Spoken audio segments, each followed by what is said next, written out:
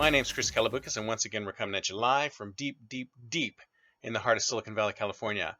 We're talking innovation, startups, the future, not necessarily those, and not necessarily in that order. Speaking of innovation, yesterday was the big announcement. That's right, folks. The big announcement from Tim Cook from Apple.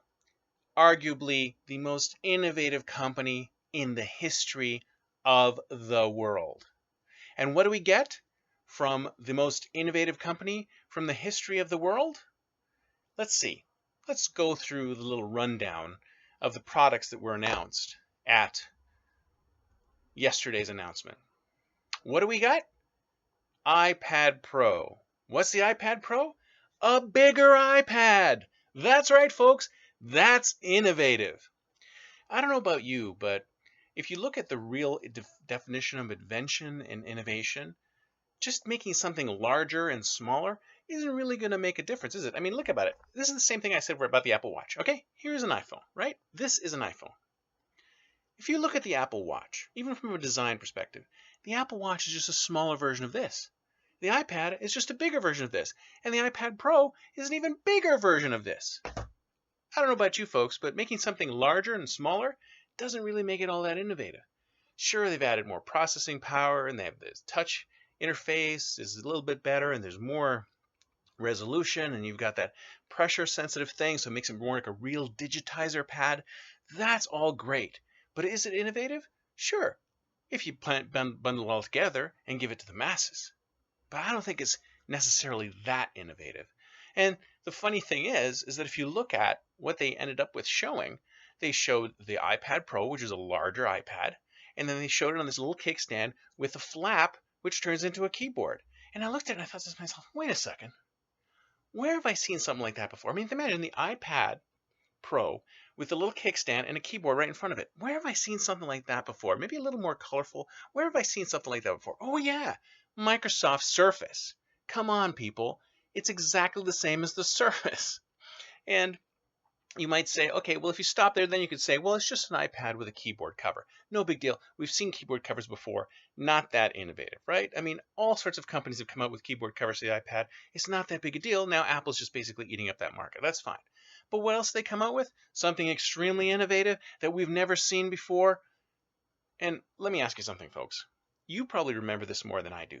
But when Steve Jobs was around, didn't he say at some point, I seem to remember this. Now, you guys can correct me if I'm wrong.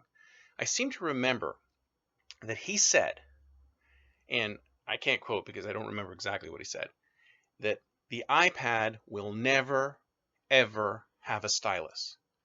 It will never, ever, ever have a stylus. I believe he also said the same thing about the iPad mini. Like my iPad mini would never exist. But he also said, and he was very adamant about it, it will never have a stylus. Never, ever have a stylus. So what does Apple come out with? That's right, folks, the Apple Pencil. Wait a minute, this is not the Apple Pencil. This is just a pen I just happen to have because it's not out yet. But what is it? It's a stylus. How innovative is that? So you combine a larger iPad Pro, with a keyboard cover and a stylus, and what do you get? It's a Surface, folks. Now they're ripping off Microsoft. Not only that, they have Microsoft products on there. Oh, what the hell is going on here? What happened to Apple being the most innovative company in the world? And they're coming out with bigger versions of the iPad.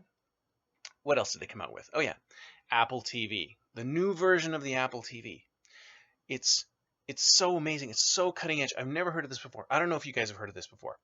But apparently, you can now get in the Apple TV a little box that sits under your TV in the living room, which you can play games on. I don't know about you. I've never heard of this before. It's so innovative. It's so new. I'm quaking in my boots. Congratulations, Apple. You just invented the game console that Nintendo invented, what, 20, 25, 30 years ago? Adding games to Apple TV does not make it innovative. It just puts you in competition with all these other freaking companies. I mean, how does that make things really, truly different? And then what else do they do?